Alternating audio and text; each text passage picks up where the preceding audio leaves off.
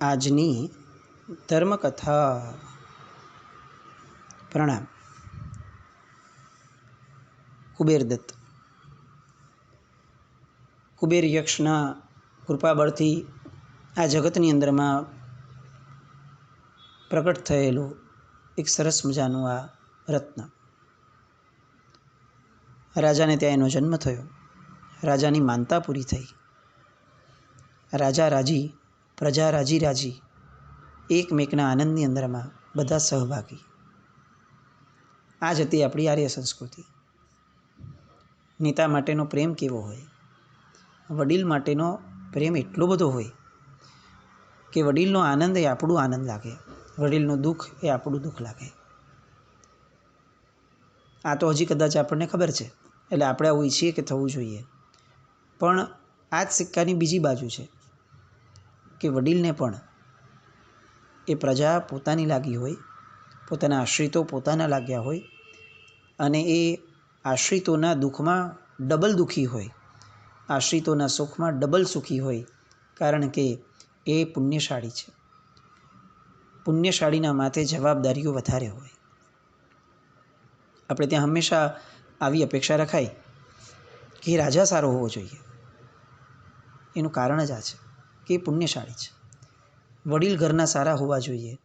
એનું કારણ જ આ છે, એ પુણ્યશાળી છે. એ વધુ પુણ્યશાળી છે. જો એ શુભતાનો માર્ગ આપશે તો એમના પુણ્યના કારણે એ શુભતાનો માર્ગ સ્વીકારવાનો એમના આશ્રિતો માટે બહુ સહજ અને સરળ બની જશે.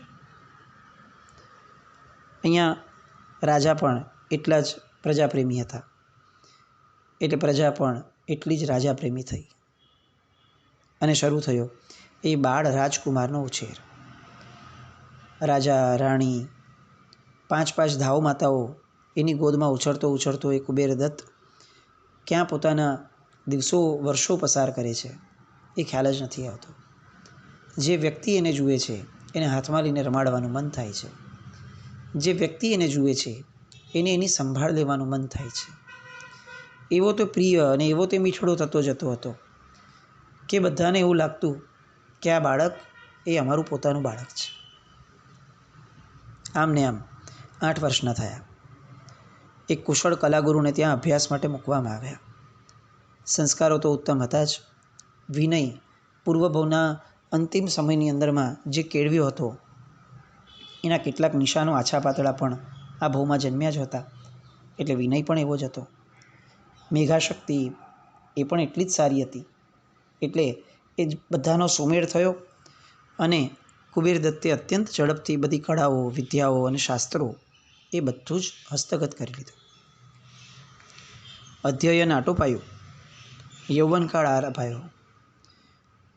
યુવાન એવા કુબેરદત્તના અનુરૂપ રાજકન્યાઓ સાથે લગ્ન કરાવ્યા, યુવરાજ પદે સ્થાપિત કર્યો, અને એને રાજ્ય પણ ભોગવવા માટે એને મંગલપુર નામનું એક બીજું નગર, જે જ રાજાની આધિપત્યમાં આવતું હતું, એ મંગલપુર નગરમાં રાજા તરીકે સ્થાપ્યો. આ બાજુ કુમાર કુબેરદત્ત, એને પણ પિતાની ઉપર ખૂબ પ્રેમ, માતા પિતાનો વિનય એ પણ એટલો જ, વૃદ્ધોનો આદર સત્કાર, પ્રજાજનો પ્રત્યે પ્રેમ એ પણ એટલો જ. પોતાના પિતાએ જે ભેટ આપ્યું હતું એ પ્રદેશનો વહીવટ પણ એણે બહુ જ સરસ રીતે સાચવવાનો પ્રયત્ન કર્યો. પોતાનો એક પરમ મિત્ર હતો સુબુદ્ધિ મંત્રી, એનો પુત્ર હતો બુદ્ધિધન. એ બુદ્ધિધનને સાથે સાથે આ કુબેરદત્તના પિતાએ વહીવટ સોંપ્યો હતો, અને એ છત્રછાયાની અંદરમાં બધું જ સરસ ચાલી રહ્યું હતું. એવામાં એક ઘટના બને છે. પરબલસિંહ નામનો એક ખંડિયો રાજા હતો, જે આ વિશ્વપુર રાજ્યના સીમાડા ઉપર સિંહપુર નામનો એક પ્રદેશ હતો, એમાં રાજ્ય કરતો હતો. વસમો હતો, થોડો માથાભારે પણ હતો, પણ ખંડિયો રાજા હતો, એટલે એણે વિશ્વકાંત રાજાની આજ્ઞામાં રહેવાનું હતું. પણ એ થોડો અવરચાંડો, ઘણા સ્વભાવથી જ આવા હોય કે જે સહજપણે પોતાનું પુણ્ય નથી એ દિશામાં પણ એને ખણખોદ કરવાનું વારંવાર મન થતું રહે. 1, 2, 3, 5 અનુભવ થાય, અને તેમ છતાં પણ એનું મન એ એટલું બધું એ દિશા તરફની ચંચળતાવાળું હોય કે એને સ્વીકારવા જ નથી કે ભાઈ આપણું પુણ્ય નથી બસ. પણ ના, એનું મન વારંવાર આવો પ્રયત્ન કરાવડાવે કે હું વિશ્વકાંતની સામે પડું.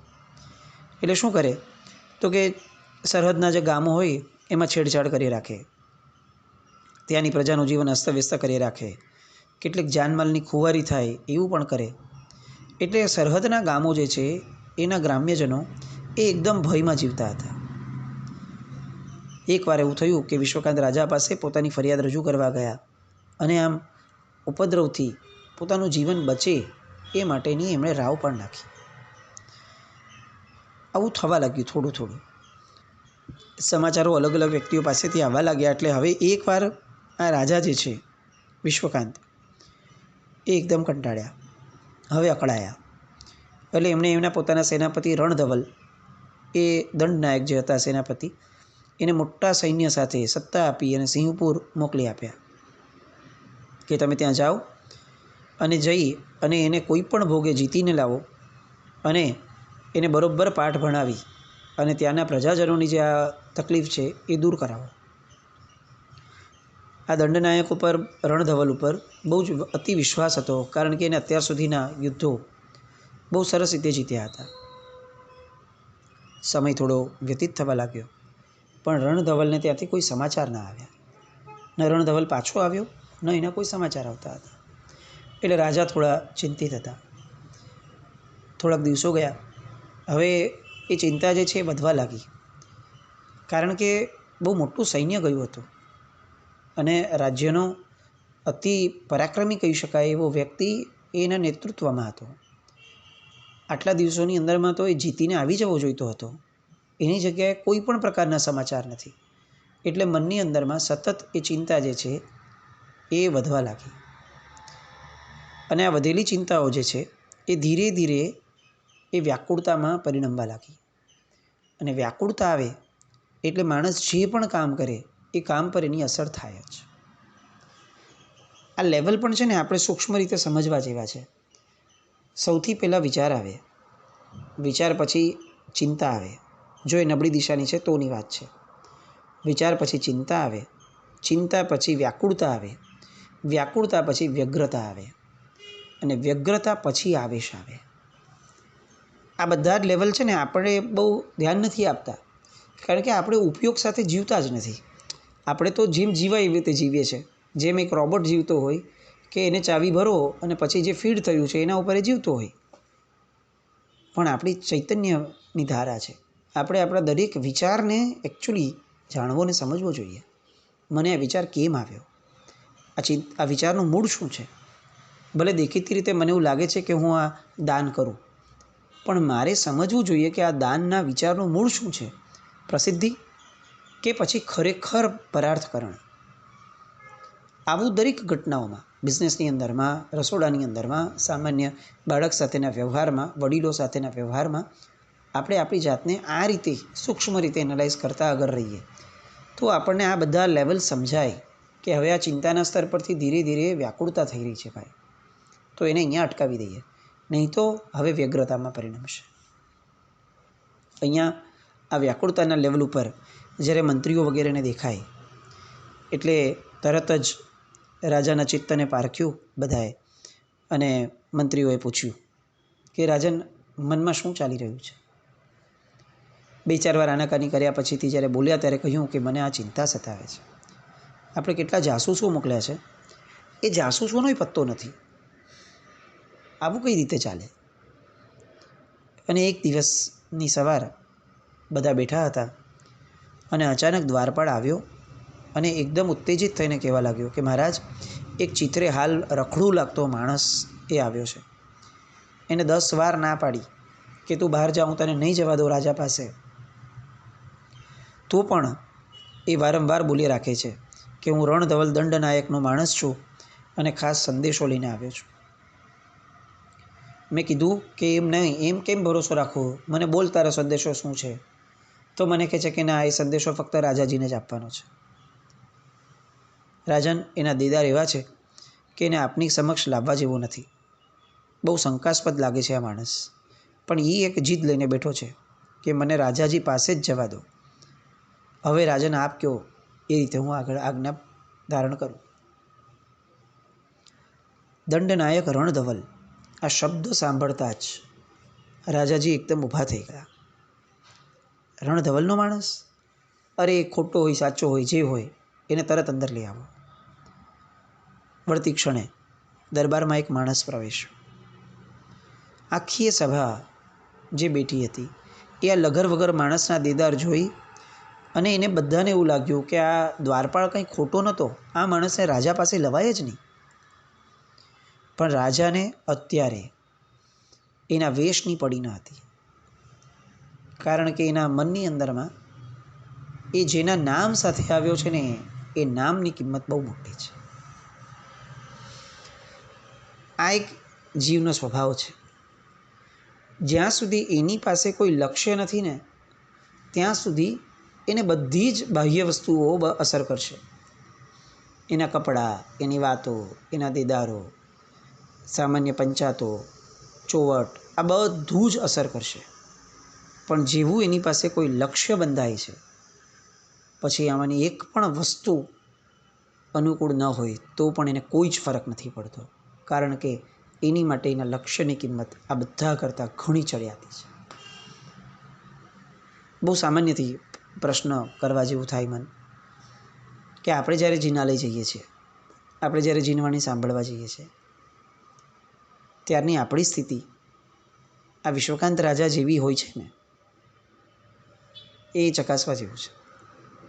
કોણ આવ્યું, કોણ ગયું, કોણે શું બોલ્યું, કોણ કેવી રીતે બેઠું હતું, કોણે કયા કપડાં પહેર્યા હતા, આ બધું નહીં ને, કારણ કે આપણું લક્ષ્ય એ કોના નામથી આવે છે એના પર જ ખરું ને. આટલી વિચારણા આજે કરવા જેવી છે. પેલા માણસને બોલાવ્યો, આવ્યો. રાજા તરત પૂછે છે, શ્વાસની પણ તક નથી આપતા શ્વાસ લેવાની, અને પૂછે છે કે બોલ ભાઈ તું કોણ છે અને રણધવલના શા સમાચાર છે, ઝટ કહે મને. અને પેલો આગંતુક વિનયપૂર્વક કહે છે કે હું કહીશ તો કદાચ આપને વિશ્વાસ નહીં બેસે, એના કરતાં એક કામ કરો, આ દંડનાયકનો પત્ર જે છે ને, જે ફક્ત આપને જ આપવા કહ્યો છે, એ પત્ર હું આપને આપું છું. આપને એના પરથી બધો જ અંદાજ આવી જશે. એમ કહીને એને પોતાની કમરે બાંધેલો પત્ર છોડ્યો અને રાજાજીના હાથમાં સુપરત કર્યો. સભા તાજ્જુબ થઈ ગઈ કે આપણા સેનાપતિનો માણસ આવી અવસ્થામાં કઈ રીતે આવી શક્યો હશે, એવું તે શું થયું હશે. પત્ર ખોલ્યો, વાંચવા માંડ્યો. જેમ જેમ વાંચતા ગયા તેમ તેમ એમની ચહેરાની રેખાઓ તંગ થતી ગઈ. આખો વાંચી લીધો પત્ર. બધા સુજ્ઞજનો બેઠા હતા, રાહ જોતા હતા, તત્પર હતા. જેટલી વ્યાકુળતા પોતાની હતી કદાચ એટલી જ વ્યાકુળતા દરેકના મુખ પર છવાયેલી હતી. એટલે ટૂંકો સાર રાજા સભાને કહે છે કે અહીંયાથી રણધવલ લડવા ગયા હતા, એ પછીથી સિંહ રાજાએ બહુ સીધું યુદ્ધ કરવાનું હોય સામાન્યથી, પણ સિંહ રાજા એવું ન કર્યું. એણે સામી છાતીએ લડાઈ ન આપતા એ પોતાના ગઢમાં ભરાઈ ગયા, દરવાજા બંધ કરી દીધા અને કપટ લડાઈ ચાલુ કરી. એણે ગઢની બહાર ચારે ફરતી એક ગાંવ જેટલી પહોળી એ ખાઈ ખોદી દીધી છે. ત્યાં બાવળિયાની તીખી અને ગાઢી એવી કાંટાળી વાડ પાથરી દીધી છે. રણધવલે એને ફરતો ઘેરો ગાલ્યો, પણ પેલી કાંટને બાળીને સાફ કરવામાં બહુ જ મુશ્કેલી થઈ, અને એના કારણે એ ગાંઠ, એ જે વાડ છે એ હજી બળીને સાફ ન થાય ત્યાં તો સિપુરના ગઢને ભેદવાનું કામ બહુ દુર્ગમ થતું ગયું. વાતાવરણ એટલે કે સિઝન એ પણ થોડી પ્રતિકૂળ થતી ગઈ. એમાં વળી એણે એક બીજો નવો કારસો ગોઠવ્યો. એ સિંહ રાજાની પાડોશમાં એક ખસ દેશનો રાજા હતો.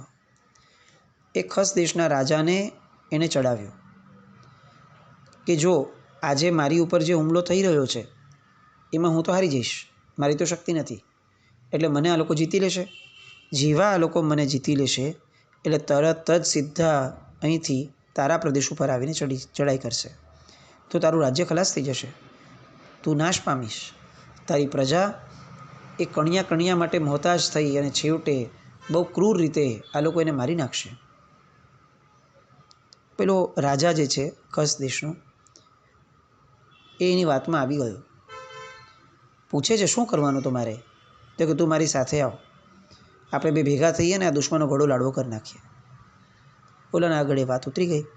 એટલે એણે સિંહ રાજાએ જે વ્યૂહરચના કરી હતી એ પ્રમાણે રણધવલના સૈન્યને પાછળથી ઘેરી લીધું. એટલે હવે આપણું સૈન્ય એ પૂરેપૂરું સાણસામાં ફસાઈ ગયું છે. આ બાજુ સામે ગઢની અંદરમાં જઈ શકાય એવી સ્થિતિ નથી. આ બાજુ પાછળ ખસ રાજાનું સૈન્ય આવીને ઊભું રહી ગયું છે. સૌથી મોટી તકલીફ એ થઈ છે રાજાને કે આપણા અન્ન પુરવઠા માટેના બધા જ રસ્તાઓ એ આ ખસ દેશના રાજાએ એને બંધ કરી દીધા છે.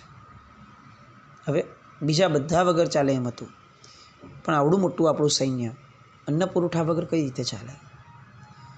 એટલે જે હાલ હવાલ થયા છે, ભૂખ તરસ બધામાં પ્રસરી છે. કદાચ એવું લાગે છે કે આ ભૂખ્યા અને તરસ્યા આપણા સૈનિકોની સામે આ શિયાળ જેવો સિંહ દેશનો રાજા, સિંહ રાજા, એ પણ ફાવી જશે અને બહુ કારમાં મૃત્યુ તરફ આપણી સેના જઈ રહી છે. મારે કુમક નથી જોતી, મને ફક્ત અન્નનો પુરવઠો જટ મળે એવું કંઈક કરો, બસ આવું આપ કરાવી દો તો પણ રાજન ઘણું. આખી સભા સ્તબ્ધ થઈ ગઈ. બધાના હાથ તલવારથી મૂઠ પર પડવા માંડ્યા.